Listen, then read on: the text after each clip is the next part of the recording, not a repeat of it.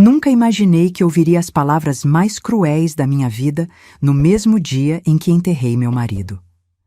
Meu nome é Cleide, tenho 64 anos e durante 38 anos dividi minha vida com Carlos, o homem mais íntegro que conheci.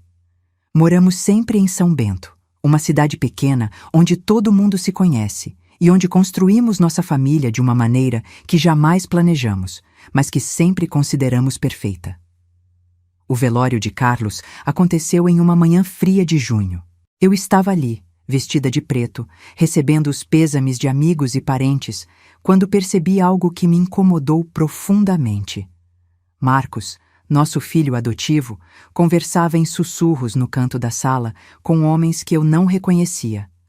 Aos 35 anos, ele havia se tornado alguém que eu não conseguia mais compreender completamente.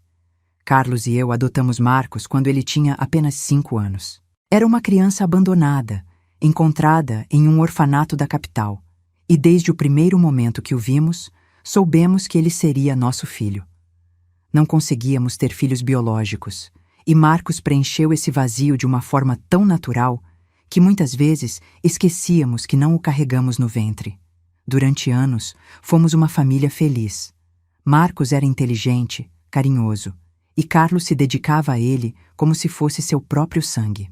Pagamos os melhores colégios, apoiamos seus sonhos, e quando ele decidiu estudar administração na capital, vendemos um terreno que tínhamos para custear seus estudos. Carlos dizia sempre que investir na educação do filho era a melhor herança que podíamos deixar. Mas algo mudou nos últimos anos. Marcos se formou, voltou para São Bento, mas nunca conseguiu se estabelecer profissionalmente. Começou vários negócios que faliram, sempre pedindo ajuda financeira para Carlos. Meu marido, com o coração generoso que sempre teve, jamais negou auxílio. Mesmo quando eu sugeria cautela, Carlos defendia Marcos dizendo que todo pai tem o dever de apoiar o filho até que ele encontre seu caminho. Naquela manhã do velório, observando Marcos conversar reservadamente com desconhecidos, senti um arrepio que nada tinha a ver com o frio. Havia algo em seus olhos, uma dureza que eu não reconhecia. Quando tentei me aproximar para ouvir a conversa, ele se afastou bruscamente, levando os homens para outro cômodo da casa. O padre iniciou a cerimônia e todos se reuniram para a última oração. Marcos ficou ao meu lado, mas parecia distante, inquieto. De tempos em tempos, checava o celular e trocava olhares com aqueles homens estranhos. Durante o momento mais sagrado da despedida, quando o padre falava sobre a vida exemplar de Carlos e seu amor pela família, Marcos não derramou uma lágrima sequer. Carlos havia trabalhado a vida inteira como contador na prefeitura. Era respeitado por todos na cidade, conhecido pela honestidade e pela generosidade. Nossa casa sempre foi simples, mas confortável, construída com muito esforço e carinho. Tínhamos também uma pequena propriedade rural que Carlos herdou dos pais, nada luxuoso, mas que representava nossa segurança e nossos planos para a aposentadoria. Após a cerimônia religiosa, seguimos para o cemitério. Foi ali, diante do túmulo ainda aberto, que presenciei uma cena que me deixou ainda mais perturbada. Marcos se aproximou de mim e sussurrou: "Mãe, precisamos conversar hoje à tarde. É sobre a herança e os papéis do papai. Tem coisas que a senhora não sabe." Sua voz tinha um tom diferente, quase ameaçador. Quando perguntei do que se tratava, ele apenas disse que era melhor esperarmos ficar sozinhos. Os homens desconhecidos permaneceram ali até o final, observando tudo de longe, como se estivessem avaliando algo. Voltamos para casa após o sepultamento, e a família começou a se despedir gradualmente. Tias, primos, vizinhos, todos ofereciam ajuda e conforto, prometendo estar disponíveis se eu precisasse de qualquer coisa. Era reconfortante saber que não estava sozinha naquele momento de dor, mas ao mesmo tempo, uma sensação estranha crescia dentro de mim. Carlos havia falecido de infarto há 3 dias. Mesmo sendo diabético e tendo problemas de pressão, sua morte foi súbita e inesperada. Na última semana de vida, ele pareceu especialmente preocupado com algo, saindo várias vezes para resolver assuntos importantes, que nunca me explicou detalhadamente. Chegou a mencionar que precisava organizar alguns papéis e que havia marcado encontros com nosso advogado, Dr. Edmilson, mas sempre que eu perguntava sobre o assunto, ele desconversava dizendo que era apenas rotina. Agora, observando o comportamento estranho de Marcos e lembrando das preocupações recentes de Carlos, comecei a conectar pontos que antes pareciam isolados. Havia algo acontecendo que eu desconhecia. Algo que meu marido tentara resolver antes de partir, mas que agora cabia a mim enfrentar. Enquanto os últimos convidados se despediam, Marcos permaneceu na sala, aguardando. Os homens misteriosos haviam ido embora, mas não antes de trocar cartões com meu filho. Quando finalmente ficamos sozinhos, ele se virou para mim com uma expressão que jamais esquecerei. Era um misto de determinação e frieza que transformou completamente o rosto do menino que eu havia criado com tanto amor. Agora precisamos conversar sério, mãe. A voz de Marcos ecoou pela sala vazia, carregada de uma autoridade que eu nunca havia ouvido antes. Ainda vestida de luto, sentei-me no sofá onde tantas vezes Carlos e eu conversávamos sobre nossos planos e sonhos. O silêncio da casa parecia amplificar cada palavra que estava por vir. Sabe, durante estes últimos meses, descobri coisas sobre o papai que a senhora não imagina. Marcos caminhou até a estante e pegou uma pasta que eu não sabia que existia. Ele não era o homem íntegro que todos pensavam. Senti o coração acelerar. Que tipo de coisas, Marcos? Seu pai sempre foi transparente comigo. Ele abriu a pasta e espalhou documentos sobre a mesa de centro. Papéis que pareciam oficiais, mas que eu não conseguia compreender completamente. O papai tinha uma segunda família, mãe, uma mulher e 2 filhas na capital. Sustentava elas há mais de 15 anos. O chão pareceu desabar sob meus pés. Isso é impossível, Marcos. Carlos jamais faria uma coisa dessas. Os documentos estão aqui. Sua voz ganhou um tom impaciente. Transferências bancárias mensais, compra de apartamento no nome dela, até matrícula das meninas em colégio particular. Tudo pago com o dinheiro que deveria ser nosso. Peguei os papéis com as mãos tremendo. Extratos bancários, contratos, fotografias borradas de uma mulher que eu não conhecia. Tudo parecia real, mas algo dentro de mim gritava que aquilo não fazia sentido. Carlos e eu compartilhávamos tudo, inclusive as contas bancárias. Como ele poderia ter escondido algo dessa magnitude? Onde conseguiu esses documentos, Marcos? Um investigador particular. Contratei ele há 2 meses porque desconfiava de alguns gastos estranhos do papai. Marcos se aproximou, seus olhos brilhando com uma intensidade perturbadora. A verdade é que ele estava dilapidando nosso patrimônio para sustentar essa outra família. Não acredito. Seu pai não era homem para isso. Mãe, a senhora sempre foi muito ingênua. Sua voz se tornou mais dura. Homem é homem. E agora essa mulher e essas meninas vão querer a parte delas na herança. Por isso precisamos agir rápido. Marcos se levantou e caminhou até a janela, de costas para mim. Quando se virou novamente, sua expressão havia mudado completamente. Era como se uma máscara tivesse caído, revelando alguém que eu não reconhecia. Por isso, mãe, a senhora vai ter que sair dessa casa. Como é que é?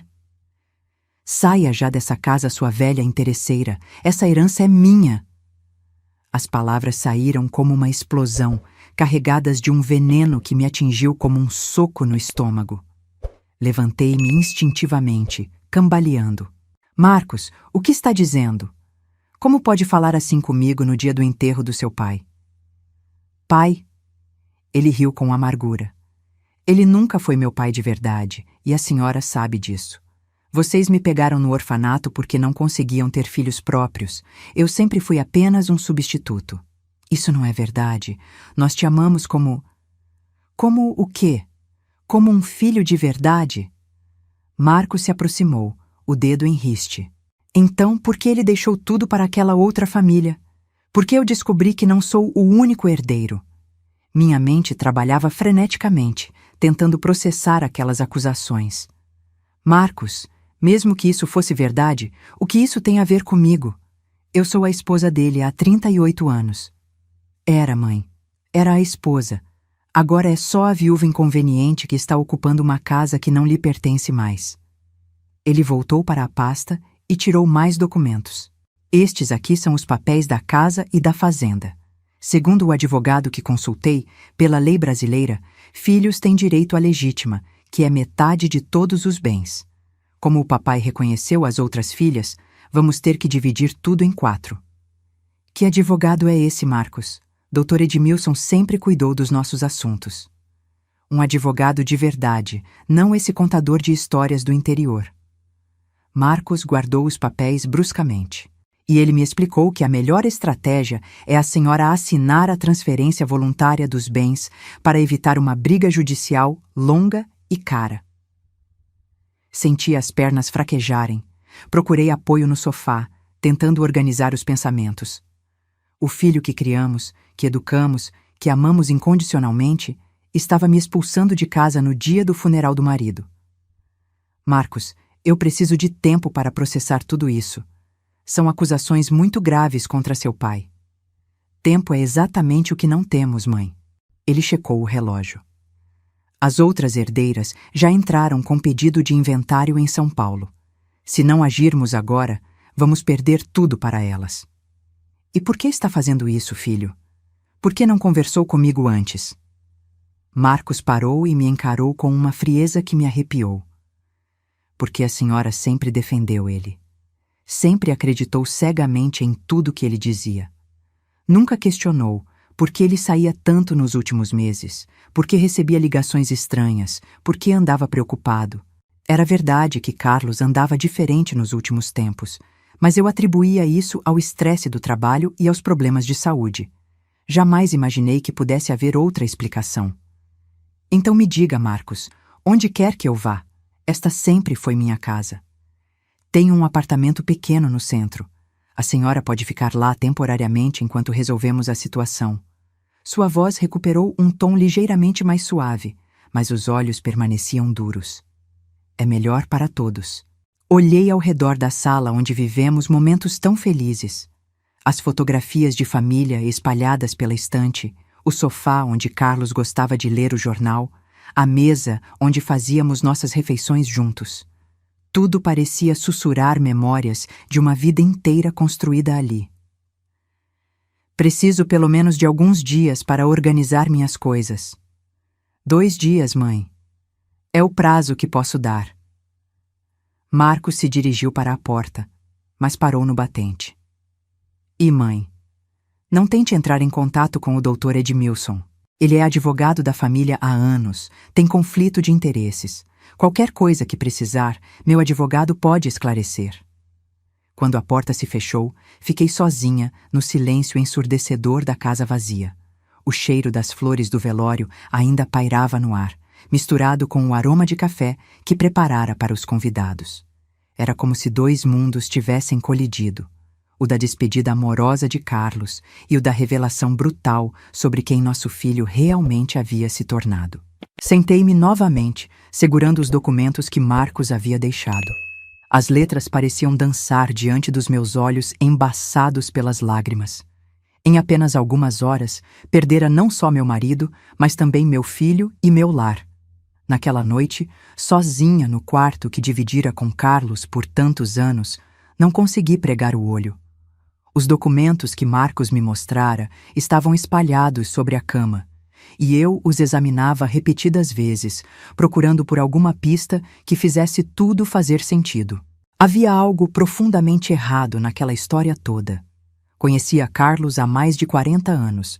Nos conhecemos ainda jovens, quando eu trabalhava como secretária na prefeitura e ele era recém-formado em contabilidade. Nosso namoro foi longo, nosso casamento construído sobre bases sólidas de confiança mútua e valores compartilhados. Carlos era incapaz de mentir convincentemente. Quando tentava me fazer surpresas de aniversário, eu sempre descobria por que ele ficava nervoso, gaguejava, desconversava. Como poderia ter escondido uma segunda família por 15 anos? Levantei-me e fui até o escritório dele, um pequeno cômodo nos fundos da casa onde guardava seus documentos de trabalho. Se havia segredos, estariam ali. Abri gavetas, procurei entre pastas, examinei cada papel. Encontrei nossos documentos de casamento, a certidão de adoção do Marcos, escrituras da casa e da pequena propriedade rural, mas nada que indicasse gastos misteriosos ou relacionamentos paralelos. Foi então que me lembrei de algo que Carlos dissera na semana anterior à sua morte. Estava sentado nesta mesma mesa, mexendo em papéis, quando comentou: Cleide, você sabe que sempre pode confiar em mim, não sabe? Mesmo que às vezes eu precise tomar decisões difíceis para proteger nossa família. Na época, achei apenas uma demonstração de carinho. Carlos sempre foi um homem de poucas palavras românticas, então qualquer declaração mais emotiva me chamava a atenção. Agora, porém, essas palavras ganhavam um significado completamente diferente. Continuei vasculhando o escritório até encontrar, no fundo de uma gaveta trancada, cuja chave estava escondida atrás de uma foto nossa de casamento, um envelope lacrado com meu nome, escrito na letra familiar de Carlos. Meus dedos tremeram ao abri-lo. Minha querida Cleide, se você está lendo esta carta, é porque já não estou mais aqui e provavelmente está enfrentando situações que eu esperava poder resolver antes de partir. Nos últimos meses, descobri coisas sobre nosso filho que me partiram o coração. Marcos não é o homem íntegro que pensávamos que havíamos criado. Ele se envolveu com pessoas perigosas, contraiu dívidas enormes com agiotagem e começou a pressionar-me para adiantar sua herança. Há 3 meses, ele veio até mim com uma história sobre investimentos miraculosos e pediu R$200 mil emprestados. Quando me recusei, ele se tornou agressivo e ameaçou se machucar se eu não ajudasse. Por amor a você, que sempre foi tão dedicada a ele, acabei cedendo e peguei um empréstimo consignado. O dinheiro desapareceu em 2 semanas. Marcos voltou pedindo mais, desta vez com ameaças diretas. Foi quando descobri que ele havia falsificado minha assinatura em alguns documentos e tentado usar nossa casa como garantia para empréstimos que eu nunca autorizei. Procurei o Dr. Edmilson e tomei as providências legais necessárias para proteger você e nosso patrimônio. Todos os nossos bens foram transferidos integralmente para seu nome. Se algo acontecer comigo, você estará protegida. Também contratei um investigador para descobrir com quem Marcos estava se envolvendo. Os homens que o pressionam são perigosos e temo que possam tentar usar você para chegar até o dinheiro que acreditam que temos. Perdoe-me por não ter contado tudo isso enquanto estava vivo. Eu esperava conseguir resolver a situação e reconquistar nosso filho antes que você precisasse saber da verdade.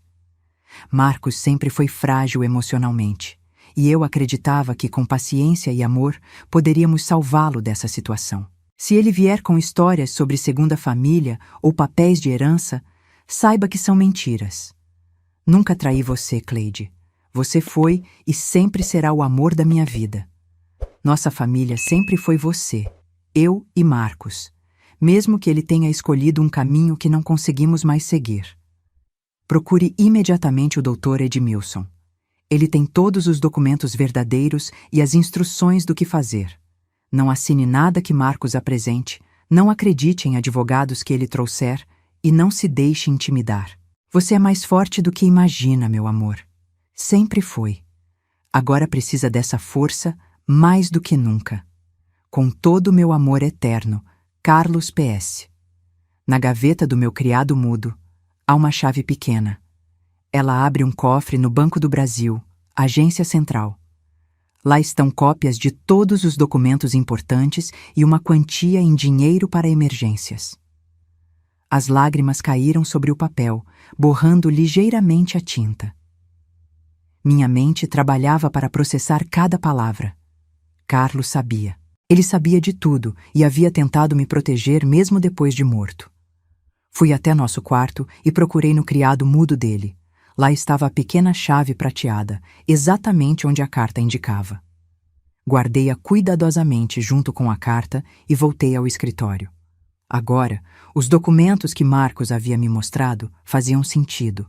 Eram falsificações, provavelmente criadas para me convencer a assinar a transferência dos bens. A história da segunda família, das outras filhas, Tudo fazia parte de um plano elaborado para me tirar de casa e se apropriar do nosso patrimônio. Senti uma mistura de alívio por descobrir que Carlos permanecera fiel e uma dor profunda ao perceber o quanto Marcos havia se desviado dos valores que tentamos ensinar.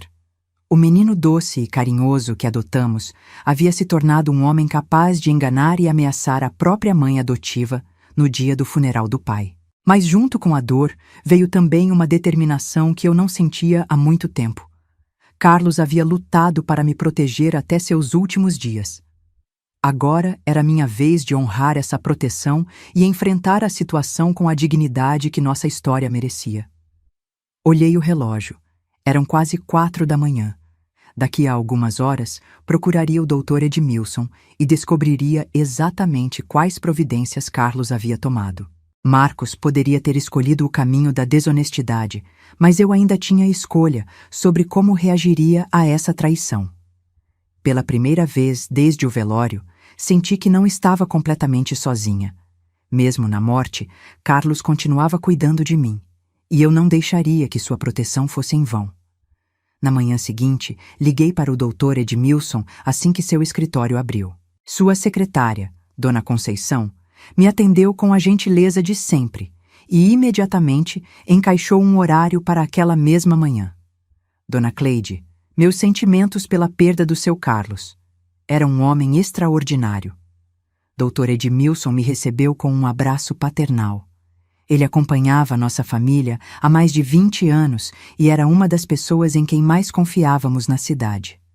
Doutor, preciso saber sobre as providências que Carlos tomou antes de morrer. Encontrei uma carta dele. Mostrei a carta e vi o alívio estampar-se no rosto do advogado. Ainda bem que você a encontrou, Dona Cleide. Carlos estava muito preocupado com a possibilidade de algo acontecer antes que ele conseguisse resolver a situação do Marcos. Dr. Edmilson abriu um armário e retirou uma pasta volumosa. Tudo está aqui. Vamos começar pelo mais importante. Há 6 meses, por orientação minha, Carlos transferiu todos os bens do casal exclusivamente para seu nome. A casa, a propriedade rural, as contas bancárias, tudo. Ele me mostrou os documentos oficiais devidamente registrados em cartório. Era verdade. Eu era a única proprietária de tudo que construímos juntos. Mas por que ele fez isso, doutor? Por causa desta situação. Ele abriu outra seção da pasta. Carlos me procurou há 4 meses, desesperado. Descobriu que Marcos havia falsificado a assinatura dele e tentado usar a casa como garantia para empréstimos com agiotas. Meu estômago se revirou. Agiotas? Sim, Carlos contratou um investigador particular e descobriu que Marcos está devendo mais de R$300 mil para pessoas muito perigosas. Dinheiro perdido em jogos online e apostas esportivas. Dr. Edmilson continuou folheando os documentos. Quando Carlos se recusou a ajudar com mais dinheiro, Marcos começou a ameaçá-lo. Dizia que se mataria, que contaria para você que Carlos o rejeitava, que destruiria a família.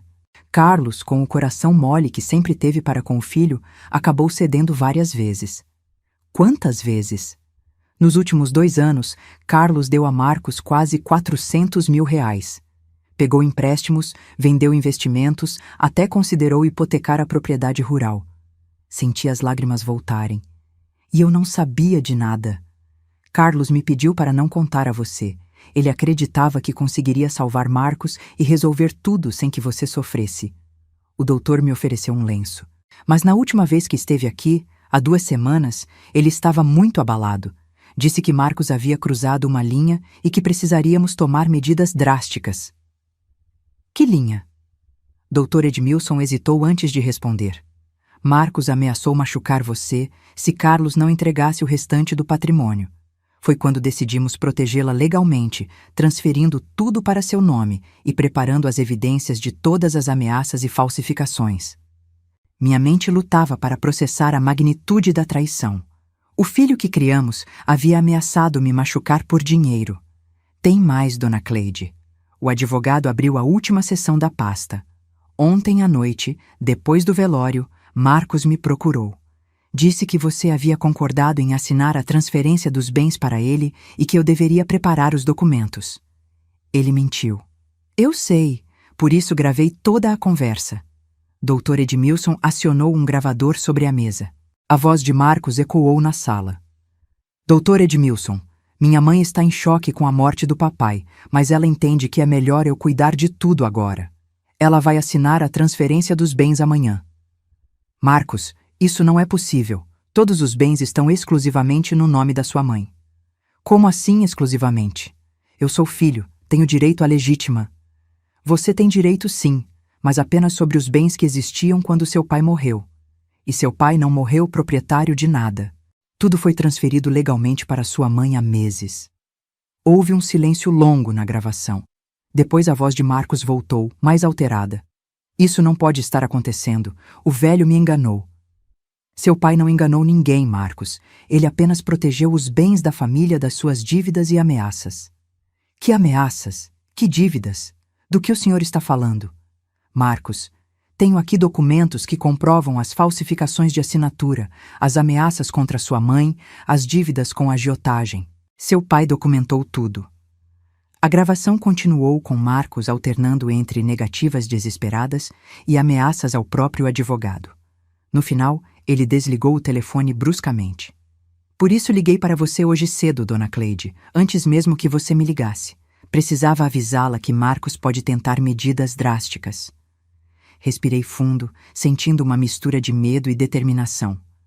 O que devo fazer, doutor? Primeiro, vamos ao banco pegar os documentos que Carlos deixou no cofre.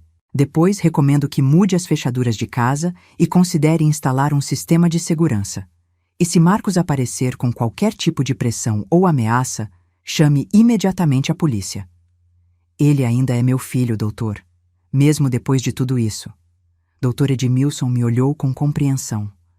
Dona Cleide, às vezes amar alguém significa estabelecer limites. Carlos aprendeu isso tarde demais. Você ainda tem a chance de fazer diferente. Saímos do escritório e fomos direto ao banco. O cofre de Carlos continha não apenas cópias de todos os documentos legais, mas também R$50 mil em dinheiro vivo, fotografias das ameaças que Marcos havia feito por mensagem de texto, e até gravações de algumas conversas telefônicas onde ele pressionava o pai por dinheiro. Era doloroso ouvir a voz do menino que criamos falando com tamanha frieza e desrespeito com Carlos. Mas também era libertador entender que não havia nada que eu pudesse ter feito para evitar essa situação. Carlos documentou tudo porque sabia que um dia precisaríamos provar a verdade, explicou o Dr. Edmilson enquanto organizávamos os papéis. Ele esperava que nunca fosse necessário usar essas evidências, mas queria que você estivesse protegida se algo acontecesse. Quando voltamos para casa no final da tarde, encontrei Marcos me esperando na sala, acompanhado dos mesmos homens estranhos do velório. Desta vez, porém, eu não estava em defesa. Tinha a verdade do meu lado e a proteção legal que Carlos havia garantido. Mãe, trouxe meu advogado e as testemunhas para formalizar a transferência dos bens. A voz de Marcos tentava soar controlada, mas percebi o nervosismo por trás da fachada. Olhei para ele calmamente e respondi. Marcos, não vou assinar nada. Sei de tudo. A expressão dele mudou instantaneamente. A máscara de filho preocupado caiu completamente, revelando o verdadeiro rosto de quem havia planejado me enganar no dia mais doloroso da minha vida. O que quer dizer com sei de tudo? A voz de Marcos tremeu ligeiramente, mas ele ainda tentava manter o controle diante dos homens que havia trazido. Sei das dívidas, das ameaças, das falsificações. Sei que não existe segunda família nem outras herdeiras. Minha voz saiu mais firme do que eu imaginava ser capaz naquele momento. E sei que todos os nossos bens foram transferidos legalmente para meu nome há meses. O silêncio que se seguiu foi quebrado por um dos homens desconhecidos, que se levantou abruptamente. É melhor resolvermos isso logo, Marcos. Não temos tempo para teatro familiar. Foi quando percebi quem realmente eram aqueles homens. Não eram advogados nem testemunhas. Eram os próprios agiotás que estavam pressionando Marcos pelo dinheiro. Mãe, Não complique as coisas. Marcos se aproximou, e pela primeira vez vi medo genuíno em seus olhos. Estes homens não estão brincando. Se eu não pagar o que devo, algo ruim pode acontecer com nossa família. Nossa família? Não consegui conter a amargura na voz. Marcos, você ameaçou me machucar por dinheiro. Falsificou a assinatura do seu pai. Planejou me enganar no dia do funeral dele. Que família é essa? Um dos agiotas, um homem baixo e atarracado, perdeu a paciência. Chega de conversa. Cadê o dinheiro, moleque? Você prometeu que hoje resolvia tudo. Ele vai resolver sim. O outro, mais alto e com uma cicatriz na testa, se dirigiu a mim. A senhora vai assinar os papéis direitinho e todo mundo fica feliz. Não vou assinar nada. Mantive-me firme, mesmo sentindo o coração disparar. Esta casa é minha e vocês não têm direito algum sobre ela.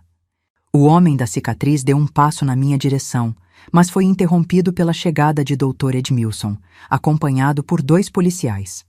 Eu havia ligado para ele antes de sair do banco, pedindo que viesse até minha casa no final da tarde, prevendo exatamente essa situação.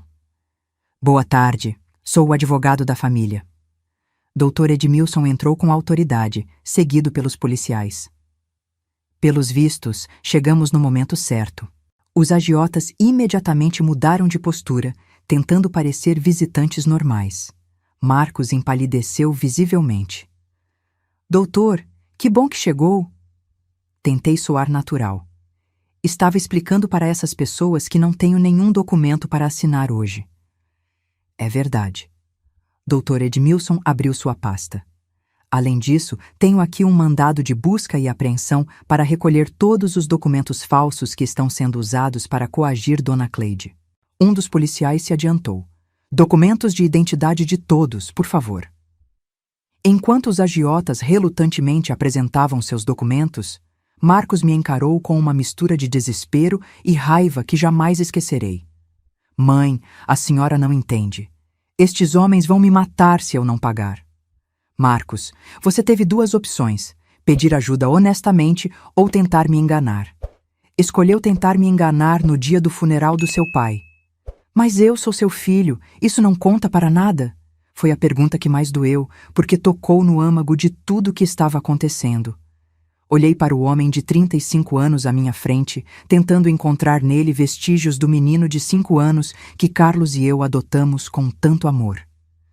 Marcos, você sempre foi nosso filho. Mas ser filho não significa ter direito de mentir, ameaçar e roubar. Não significa que podemos machucar as pessoas que nos amam só porque precisamos de algo. Dr. Edmilson interveio.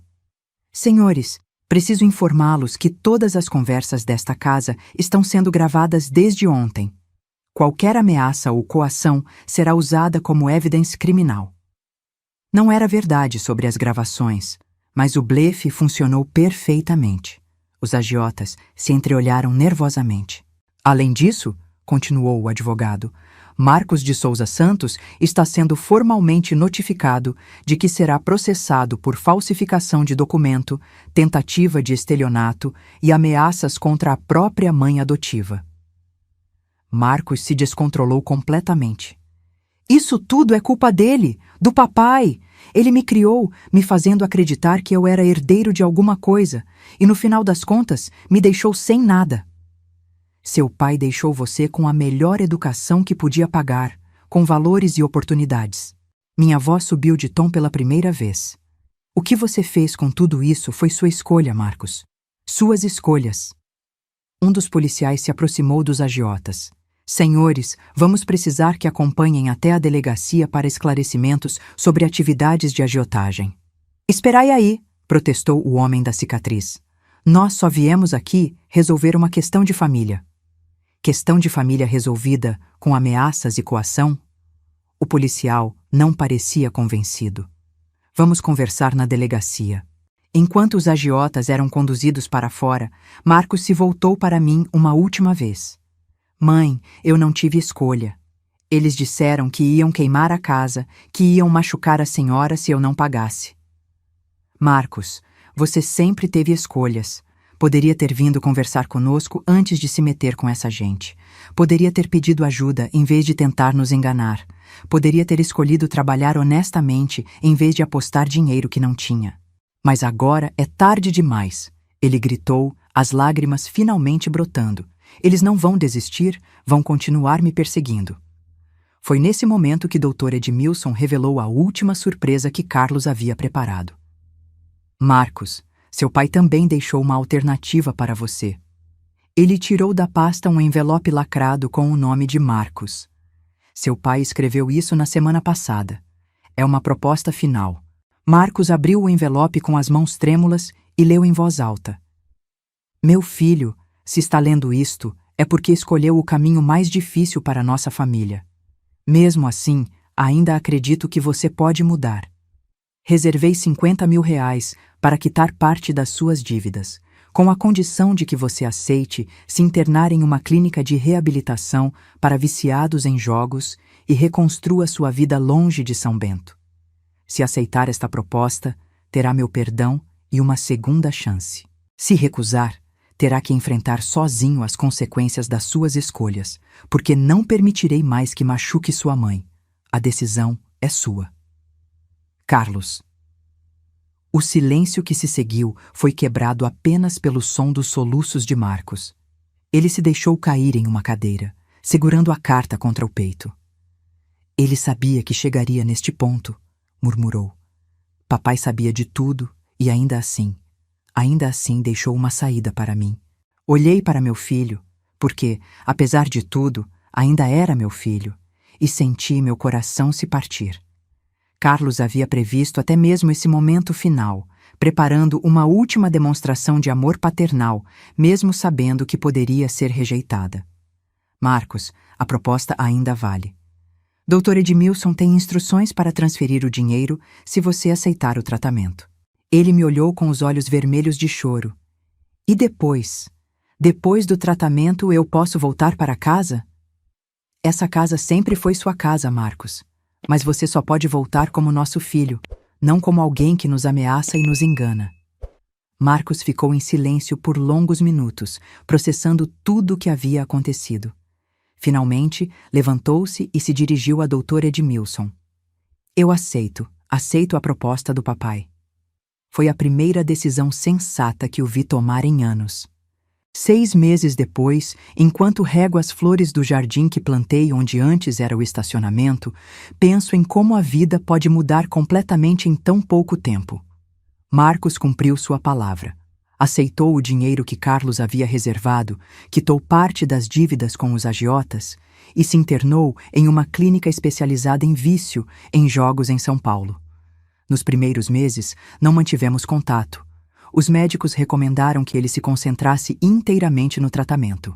A casa, que antes parecia grande demais para mim sozinha, ganhou nova vida quando decidi transformá-la em um lar temporário para idosos que, como eu, haviam sido abandonados ou maltratados por seus próprios filhos. Não é um negócio, é um projeto social que desenvolvi com o apoio da igreja e da prefeitura. Hoje, moramos aqui eu, Dona Maria, 82 anos, expulsa de casa pelo filho que queria vender o imóvel. Seu Pedro, 78 anos, cujos filhos o internaram em um asilo sem visitá-lo há 3 anos. E Dona Rosa, 69 anos, que descobriu que a nora estava roubando sua aposentadoria. É reconfortante perceber que não estou sozinha nessa experiência de ser traída por quem mais amamos. Mas é ainda mais reconfortante descobrir que podemos encontrar uma nova família entre pessoas que compartilham nossas dores e nossas esperanças. Dr. Edmilson me ajudou a regularizar tudo legalmente.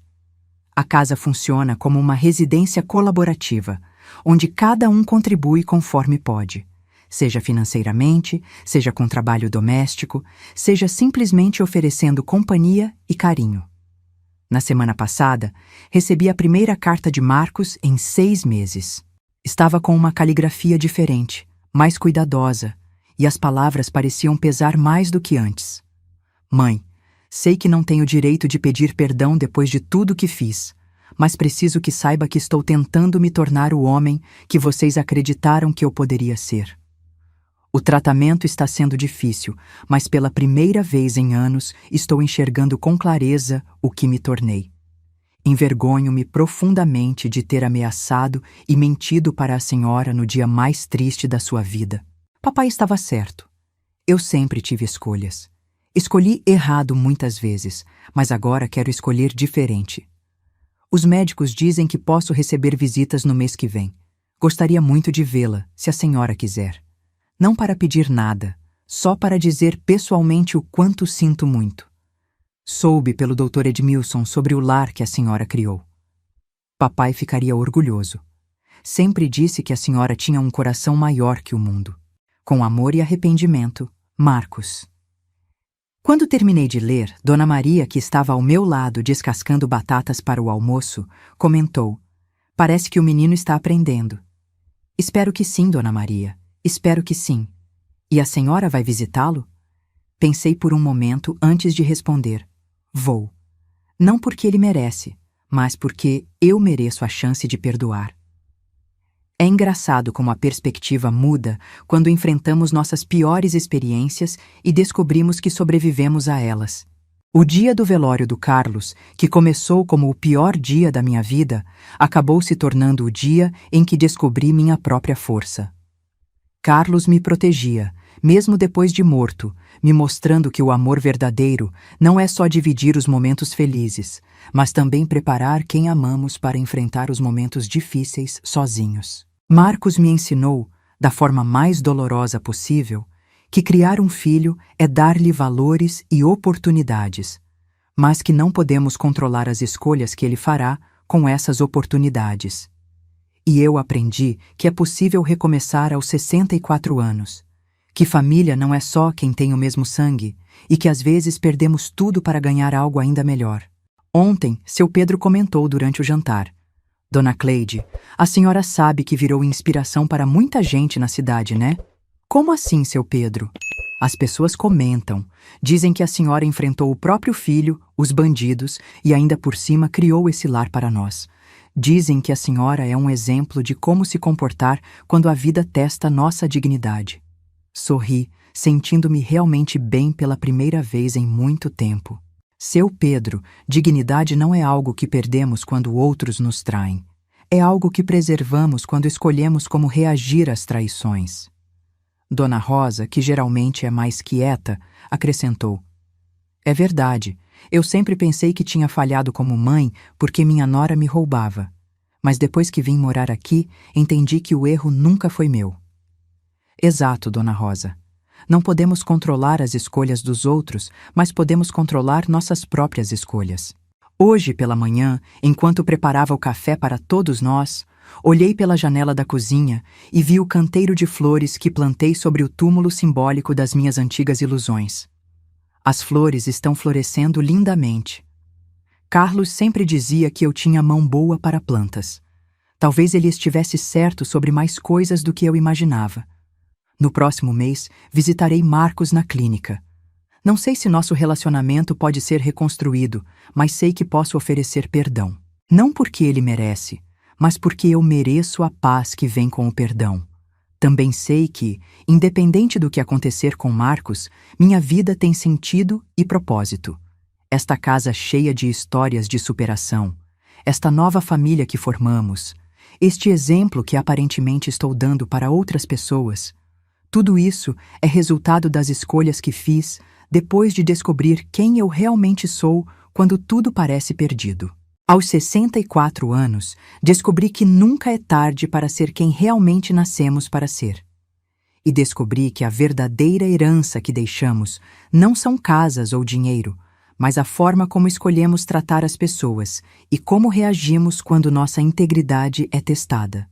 Carlos me deixou muito mais do que bens materiais. Deixou-me o exemplo de como amar incondicionalmente, mas também de como proteger quem amamos. Deixou-me a lição de que podemos perdoar sem ser tolos, de que podemos amar sem permitir que nos destruam. Se essa história tocou seu coração, deixe seu like, se inscreva no canal, comente aqui embaixo de que cidade você é e me responda: no meu lugar, o que você faria?